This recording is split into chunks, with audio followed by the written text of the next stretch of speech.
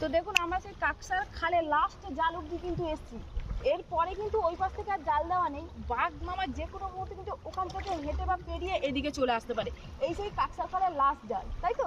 ও পাশে তো আর জাল নেই না। দেখুন এই যে সেই লাস্ট জাল দেওয়া, এখান থেকে ওপারে পেরিয়ে যেতে পারে বা এখান থেকে ঘুরেও কিন্তু ও চলে আসতে পারে যে কোনো মুহূর্তে। ওই যে ওপারটাও ঠিক ওই লাস্ট জাল।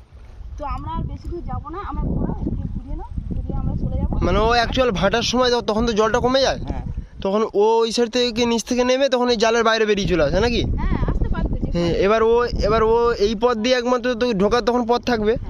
এবার এই সাইড থেকে এত ঢুকতে পারবে না।